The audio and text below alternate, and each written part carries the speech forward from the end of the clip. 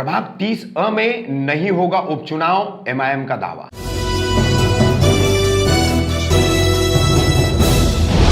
रफीक कामदार reporter में आपका स्वागत। ठाणे मनपा के अंतर्गत मुमरा प्रभाग समिति और दीवा प्रभाग इसमें 30A का मुमरा प्रभाग समिति में आने वाला ये प्रभाग 30A से ओबीसी जाति प्रमाण पत्र अवैध पाए जाने के कारण वर्तमान नगर सेविका हसीना अब्दुल अजीज शेख का पद निरस्त कर दिया गया। इसके बाद अटकलें लगाई जा रही थी कि यहां पर उपचुनाव होगा, मगर कोरोना और लॉकडाउन के कारण उपचुनाव अभी तक नहीं हो पाया है। ऐसे में ही फिर से एक बार चर्चाओं का बाजार गर्म हो चुका है कि यहां पर जल्द ही उपचुनाव होगा। इन बातों को लेकर 4 जनवरी सोमवार के दिन एमआईएम की तरफ से एक प्रेस कॉन्फ्रेंस रखी गई। इस प्रेस कॉन्फ्रेंस का आयोजन इसी प्रभाग से दूसरे नंबर पर रहने वाली एमआईएम की उम्मीदवार फराह जावेद अली शाह इनके स्थान पर रखा गया था। इस प्रेस कॉन्फ्रेंस को संबोधित किया कलवा मुमरा विधानसभा अध्यक्ष सैफ पठान, नगर सेवक शाह आलम शेख और जावेद अली शाह ने। क्या कहा उन लोगों ने इन तमाम उपचुनावों की चर्चाओं को लेकर के, वो हम आपको दिखा रहे हैं। क्या मुद्दे पर प्रेस कॉन्फ्रेंस है आज? सैफ भाई, जावेद भाई, शाह आलम भाई क्या बताएंगे, क्या मुद्दा है? रफीक भाई, सबसे पहले मैं आपको ये बताना चाहता हूँ कि जो री इलेक्शन का मसला चल रहा था, तो किस्मत परिषद पे जो इलेक्शन हुआ था उसमें हसीना अजीज शेख की वाइफ थी और इनके सामने हमारी पार्टी से जो कंटेंशन थी, जावेद भाई की बच्ची थी, तो उसको लेके जो ओबीसी सर्टिफिकेट का मसला चल रहा था वो इन्होंने कोर्ट से वो किया था, तो उससे कोर्ट का आदेश आया है। शायद हम पूरी उम्मीद है कि इंशाल्लाह अगर सेकंड आता तो हमको इलेक्शन की कोई ज़रूरत नहीं पड़ती। अगर इलेक्शन कमिश्नर सेकंड नंबर पे लीड विन देता है तो हमारा कैंडिडेट एक सीट विन हो जाएगी, और नहीं हुई तो इंशाल्लाह ताला हमारी पार्टी यहाँ कंटेंशन लड़ेगी। और ये जो मीटिंग रखी गई थी वो उसी के ऊपर से थी कि मतलब जिस तरीके से हवा एक माहौल बना हुआ है कि री इलेक्शन होने वाला है, तो री इलेक्शन अगर हो रहा है और जिस हिसाब से जावेद भाई ने जो फॉलोअप किए थे उसमें जो पेपर आए हैं, कोर्ट के आदेश आए, इलेक्शन कमिश्नर के जो तमाम वो चीज़ आई है, उसको देखते हुए हम लोग ने ये एक प्रेस कॉन्फ्रेंस रखी थी कि अगर हमारी सीट सेकंड नंबर पे जो अगर है उसको अगर विन देते हैं तो इंशाल्लाह ताला वेल एंड गुड है, नहीं तो फिर इसके बाद हम इलेक्शन अगर होगा तो इलेक्शन लड़ेंगे हम लोग। क्या क्या कहना है जावेद भाई आपका? मेरा कहना ये है कि ये जो आज हमारे किस्मत परिसर में आज 10 साल से जो ये चुनाव सत्ताधारी जो राष्ट्रवादी जो बार बार चुनाव जो है हर गलत आदमी को उतारते हैं, इसके खिलाफ हमेशा मेरी बच्ची रही और सेकंड नंबर रही तो मैं अपने हक के लिए जो है हमेशा लड़ाई लड़ा। तो राज्य सरकार का जो एक परिपक्व पत्र है जो जीआर है, इसके ऊपर चुनाव होना चाहिए। 2014-2015 में जब उपचुनाव हुआ था उस वक्त हसीना जी के पास 2 सर्टिफिकेट थे, एक ही नाम के, अलग अलग कमेटी के अलग अलग ऑफिसर लोगों के।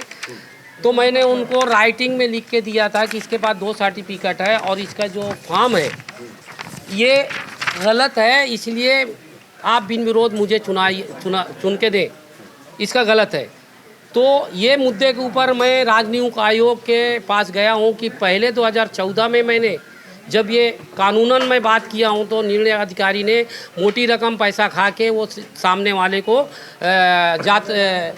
वैधता प्रमाण पत्र उसके पास 2 होने के बावजूद उसको जो है इलेक्शन में नामनिर्देशन में उसका जो अवैध फॉर्म था उसको वैध किया जी, इनवैलिड फॉर्म को वैलिड किया। उसकी लड़ाई है। तो उस संबंध में राजनीतिक आयोग को बोला कि भाई जो राजनीतिक आयोग के परिपक्व जो जीआर है उसके अंतर्गत 2014 से मेरे साथ में बेइंसाफ़ी हो रही है, इसलिए मुझे सेकंड नंबर डिक्लेयर करो जिस तरह से मुंबई में डिक्लेयर हुआ। तो उन्होंने पूरा जांच को राजनीतिक आयोग एक सब पेपर जांच करके एक निकाला पेपर का पूरा एक निचोड़। तो उन्होंने कहा कि ये नगर विकास को सेकंड नंबर देने का अधिकार है, हम वहाँ भेजते हैं। तो उन्होंने अप्रूवल करके ये कोरोना के महामारी के लेट के होने से 22 दिसंबर 2020 को ये राजनीतिक आयोग ने लिखा है कि दूसरा नंबर अधिकतर मदे को देने की बात कर रहे हैं और दूसरे नंबर के ऊपर गुनाह दाखिल करो, ऐसा तकरारदार का है। तो इन्होंने नगर विकास को पत्र भेजा है, नगर विकास को भेजा 19 अक्टूबर 2020 को, और 24/11/2020 को नगर विकास कमिश्नर से पूछा कि ये जो तकरारदार ऐसा बता रहा है यहाँ पे हुआ है, इसकी निस्बत हमको जांच दो ताकि सेकेंड नंबर को हम डिक्लेयर करें। तो अभी ये 2-3 दिन से वो पूरे सारे फॉर्म निकाल के चेक हो रहे हैं। मैंने फॉर्म तो यहाँ से निकाल के मेरे पास था है, सब है। तो इंशाअल्लाह उस वजह से इलेक्शन नहीं होगा, क्योंकि मैं सरकार के पास गुहार मांगा। ये बहुत बड़ी बात है कि सरकार ने मेरी बात को मान्य किया। यानी आपका कहना ऐसा है जी। कि प्रभाग 30 में ए सीट पर जी। ए सीट पर जी। ओबीसी से जी। जिनकी सीट निरस्त की गई जी। है जाति प्रमाण पत्र अवैध पाए जाने के जी। कारण जी। वो फॉलो अप ही नहीं किया। जी, जी। आप ही की शिकायत जी, जी। हसीना अब्दुल अजीज शेख, हाँ। तो उनकी जगह पर जी। अब दूसरे नंबर पर आपकी बेटी थी जी, जी। फराशा, जी। तो जी। उनको जो है वो विजयी घोषित किया जी। है। जी। जी। ये आपकी मांग थी जी। और उसके ऊपर ये प्रोसेस चल रहा है। जी, जी। तो बाई इलेक्शन होने के आपके हिसाब से कोई चांसेस नहीं, कोर्ट ने उसको, मैंने कोर्ट में भी PI दाखिल कर दिया हूँ, स्टे लगा दिया हूँ। आयोग जब तक मेरी सुनवाई नहीं हो, मेरे को इसका जवाब नहीं है, तब तक वो लोग चुनाव नहीं करेंगे। आप किसी को चाहिए तो ठाणे महानगर पालिका चुनाव आयोग से पूछ सकता है। ठीक है, आपने PIL फाइल की है, जी। चुनाव नहीं लेना जी। है और 2 नंबर को डिक्लेयर करना है। जी। अभी 1 साल का ही जो है वक्फा बचा हुआ है, पीरियड बचा हुआ जी। है जी। इसके लिए सार्वजनिक चुनावों के लिए जी। 2000 फरवरी 2022 में चुनाव हो। जी।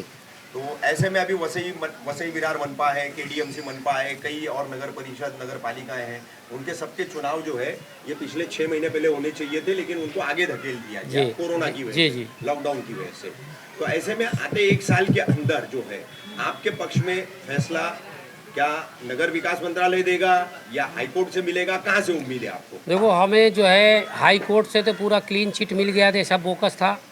उन्होंने भेजा है वहाँ पे राजनियोग आयोग को, नगर विकास को पावर है, नगर विकास को सेकेंड नंबर को डिक्लेयर करने का। इसलिए नगर विकास इसकी जांच करने को ठाणे महानगर पालिका को, आयुक्त को लेटर आया कि इसकी जांच करो। अब इंशाल्लाह वो जांच जिस दिन हो जाएगी उसको मैं फॉलो करूँगा। नगर विकास सेकेंड नंबर डिक्लेयर करता है, नहीं तो फिर मैं कोर्ट में जाऊँगा। वैसे मैं नोटिस दे चुका हूँ कि मैं कोर्ट में PI दाखिल करता हूँ, ऐसा मैंने नोटिस दिया हूँ। और उन्होंने आश्वासन दिया है कि इलेक्शन अभी नहीं होगा तो 2022 में ही होगा। कोई ऐसा इस वार्ड का कोई चर्चा नहीं है, बाई इलेक्शन नहीं है, कोई चर्चा नहीं है। सैफ पठान क्या कहना चाहेंगे आप इस पूरे तमाम मुद्दे को लेकर? देखिए, जैसे कि अभी आप लोगों को पता होगा कि पिछले 10 सालों से जो 2 यहाँ पर OBC कैंडिडेट रहे NCP पार्टी के, दोनों के जाली बोकस यानी सर्टिफिकेट्स रहे, जिसके चलते यानी काफ़ी खर्चा यानी नगर विकास को भी पड़ा है, इलेक्शन कमीशन को भी पड़ा है। और उसके चलते हमारे जावेद भाई ने हमेशा यानी सेकंड नंबर पे रहे और उन्होंने गुहार लगाई और वो हमेशा विनर भी रहे। हर जगह उन यानी जो भी बोकस सर्टिफिकेट उनने सिद्ध किया और उसको यानी रिजेक्ट भी करवाया उनको। तो अभी हमारी यही मांगनी है कि अगर जैसे नगर विकास के पास इंक्वायरी चल रही है और वो एकदम फाइनल टर्म पे है, तो उसके लिए रुके और हम लोगों को सेकंड को विनर घोषित करे। या तो फिर यानी अगर इलेक्शन होता है तो हमको उससे भी कोई एतराज़ नहीं। इंशाल्लाह हमको पूरा भरोसा है इस बार हम लोग यानी अच्छी मार्जिन से जीत कर आएंगे। लेकिन जब एक बार हमारे पास सेकंड का ऑप्शन है और आपको पता होगा इलेक्शन को अभी टाइम ज़्यादा बचा नहीं है, ऑलरेडी 2022 फरवरी में इलेक्शन आने ही है। तो अभी जो भी इलेक्शन होगा, अगर इलेक्शन लगाए भी जाते तो 3-4 महीना उसी में टूट जाएगा। उसके 2 महीने बाद तो वैसे भी सब नगर सेवक पद रद्द होने वाले हैं। तो इतना वो उठाने से बेहतर है कि हम सेकंड है, हमको विनर घोषित करें, यही हमारी मांग है।